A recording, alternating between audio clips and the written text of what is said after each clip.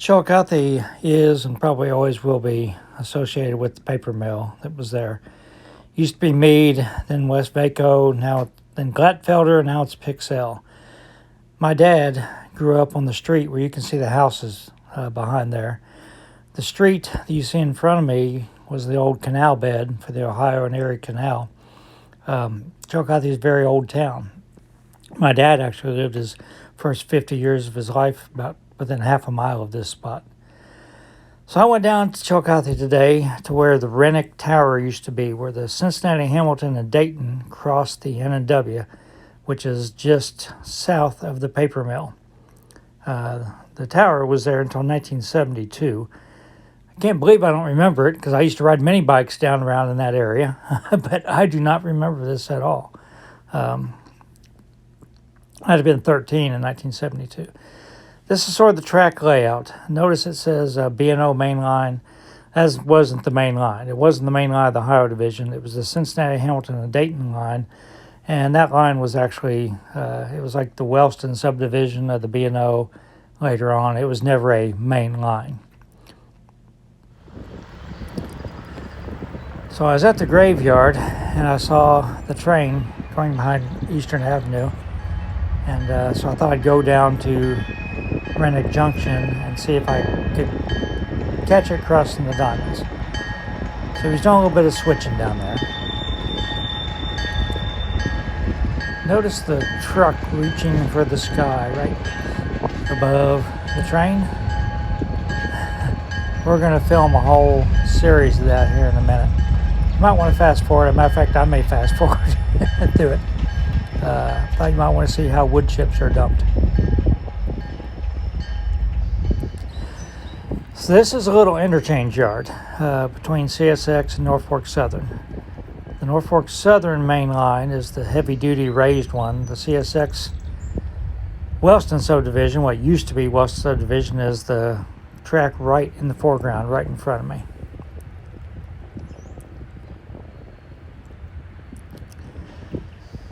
So he's going to do a little switching here.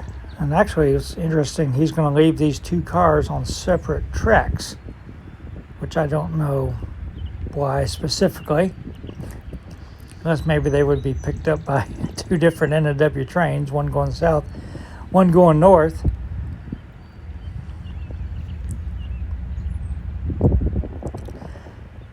It was about 40 degrees and raining while I'm filming this.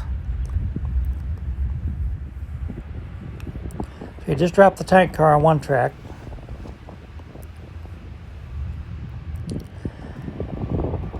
So if you can see, they're backing a truck full of wood chips into the dumper.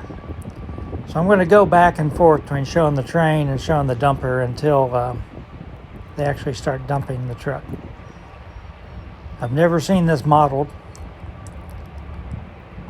This is the back side of the paper mill. You can't see this from the main road.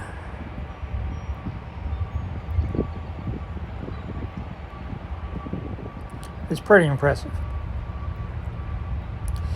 It's also fairly slow, so if you want to fast forward the video, you can.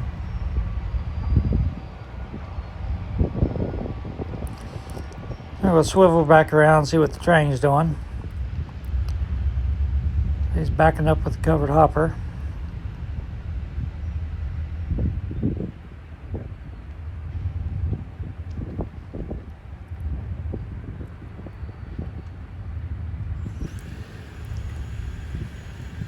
The paper mill actually has their own railroad. They've got a couple little switchers, and they do their internal plant switching.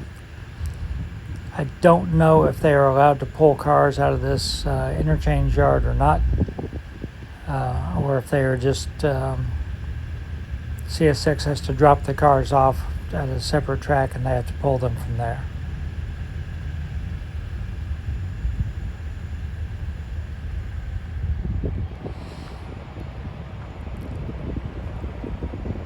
So I would imagine it takes several minutes to lock this truck into place.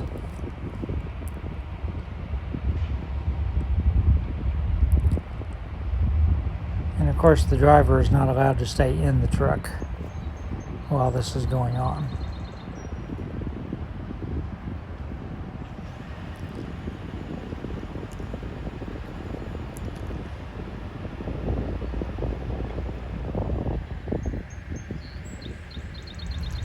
So they've dropped the covered hopper. Again, they're on separate tracks.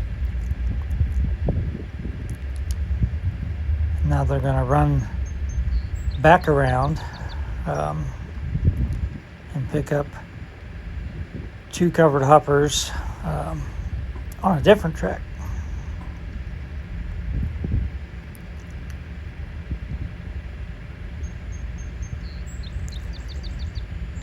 Again, this is just a fraction of what they used to do.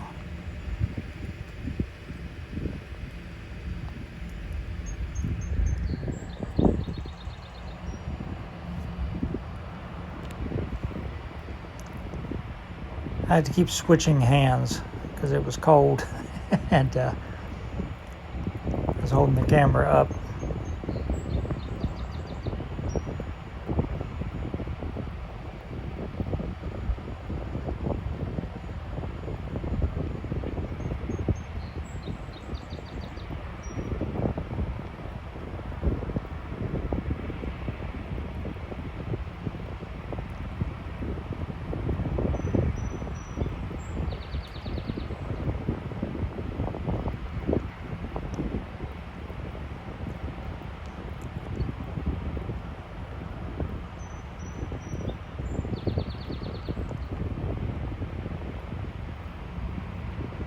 So even though this seems really slow when you're watching on video, from him backing the truck in, dumping the truck, and pulling back away, it was less than 15 minutes, I'm pretty sure.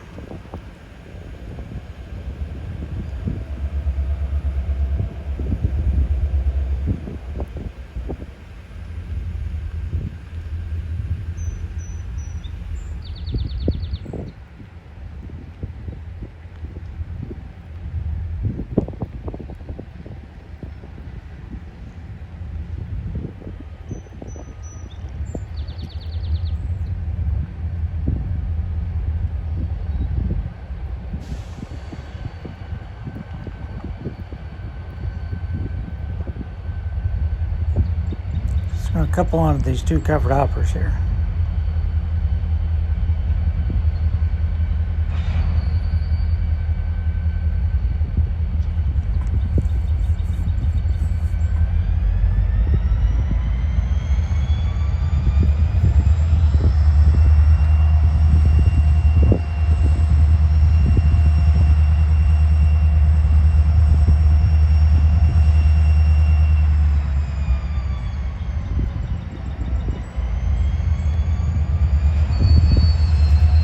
Get accused of running our trains too fast.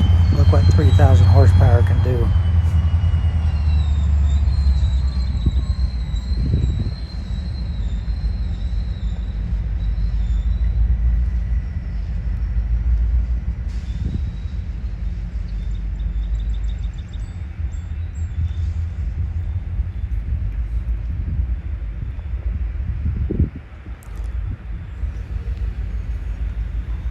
I think model railroaders, we tend to glamorize railroading sometimes.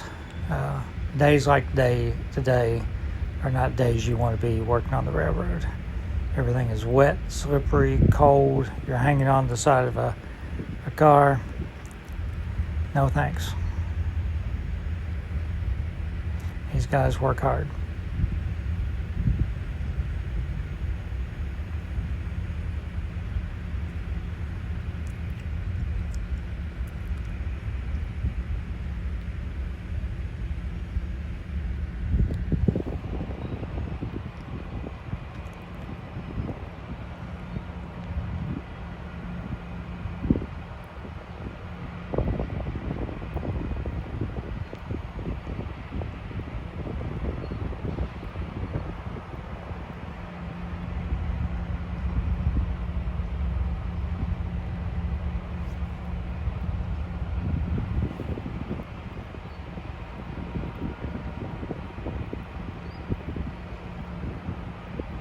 There he goes. I've never seen this before, so hope you find it interesting, even though it's going to make the video a little bit longer.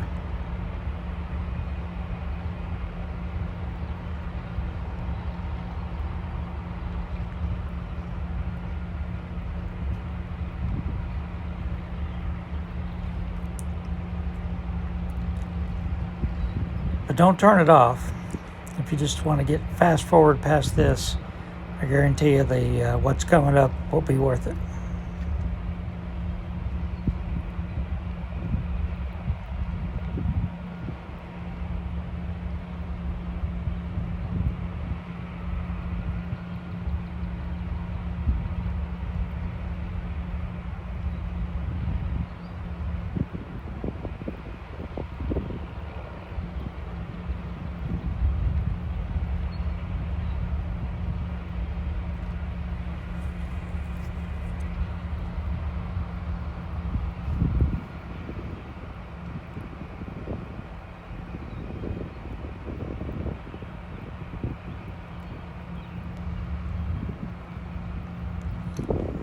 I guess you better make sure that the fuel cap is tight on your fuel tank before you back into this thing.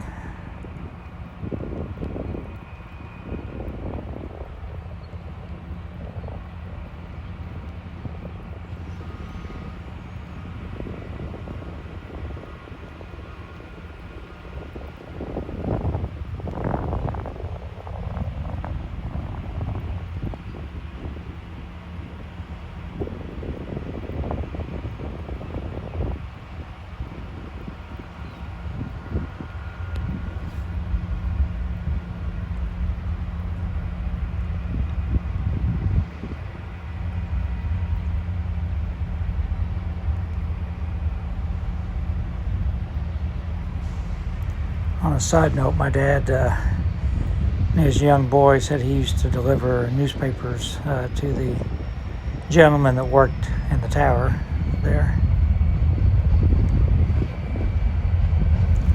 So here he comes with the two covered hoppers.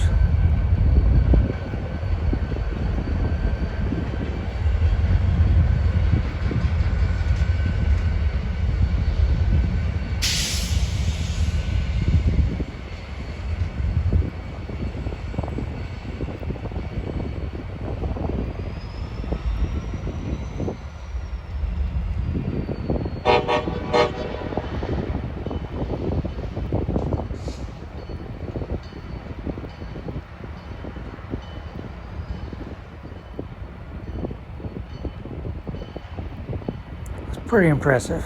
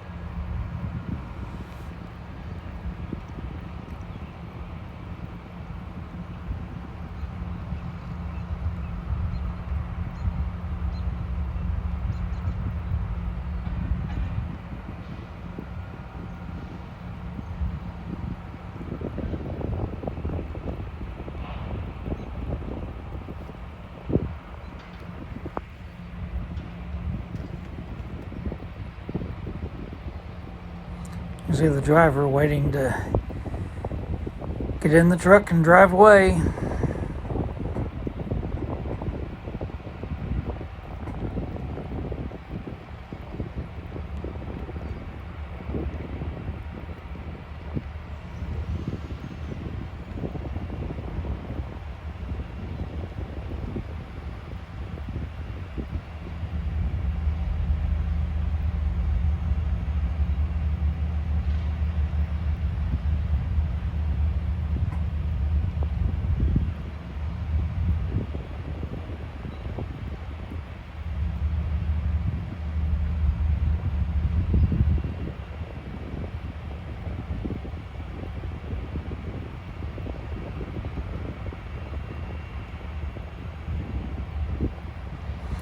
You'd think you'd see a whole team of guys running around undoing chains and everything else. I don't know how they hold that in place.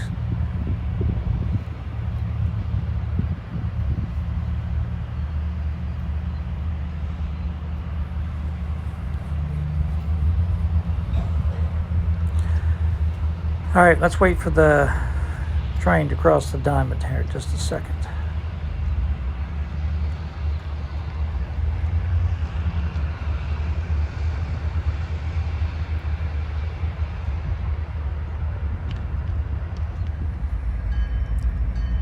So he pulled up, he's right behind the tree. He had to wait for the signal. I believe Norfolk Southern controls the diamond.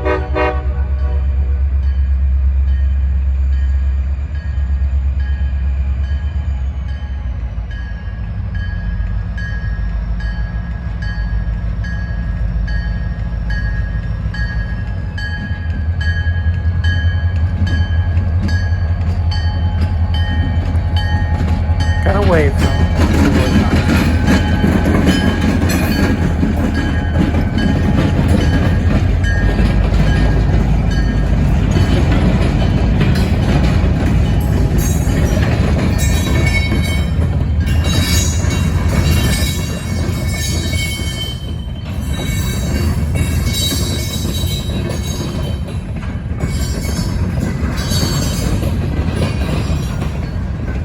Here's why you stuck around.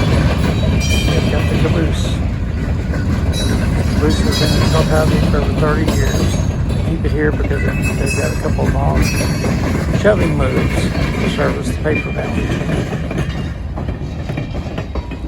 So technically it's a shoving platform, but it's always good to see it.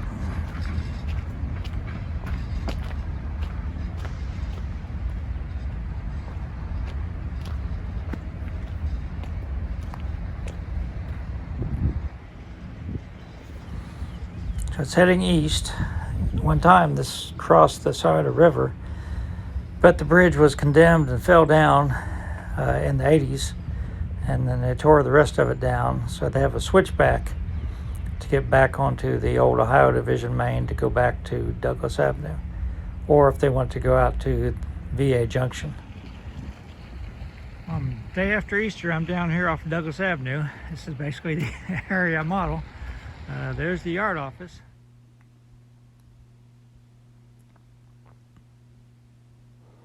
Of course, there's no train sitting here because we just filmed the train switching the paper mill and the ball fields. And this used to be Miller Distribution. The spur is back behind these trees. It's been long gone. But what I find interesting is they've made some big changes to ITT Grinnell. Obviously, they're using it again. The office building has some people in it. I can't show you where the tracks used to be in the pavement anymore because they've built this big loading ramp up to the level, and they've replaced that door. One thing I always thought interesting about this building was notice the different styles of siding, and I sort of modeled that on my model too.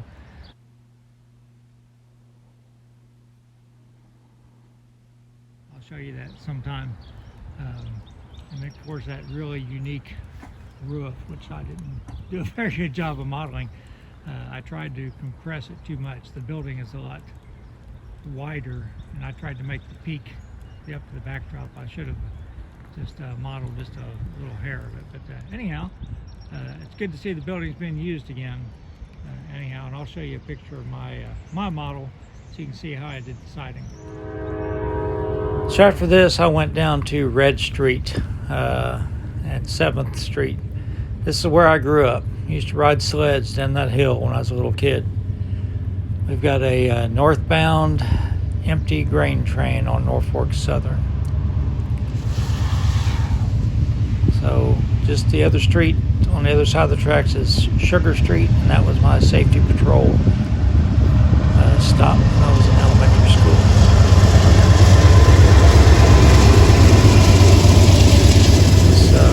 Underpass here used to flood in the rain. Sure, as you back up, cars would get stalled.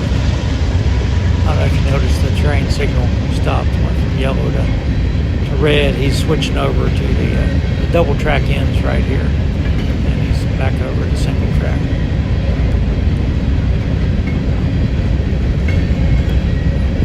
It was double track all the way to Columbus until about 1960.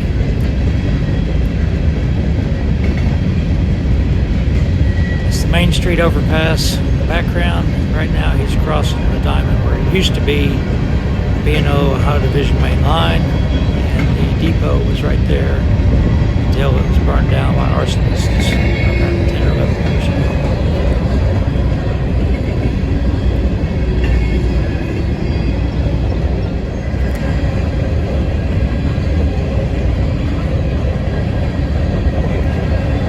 Unfortunately, no caboose on this one. So it was a good visit, very short visit. We're home for Easter. Always a lot of mixed emotions when you go to your hometown after you haven't been there for a while. But it was a good visit. It was great to see my wife's family, and good to see. Brought back a lot of memories. So, hope everybody had a good Easter and has a safe week coming ahead, and everybody stay safe.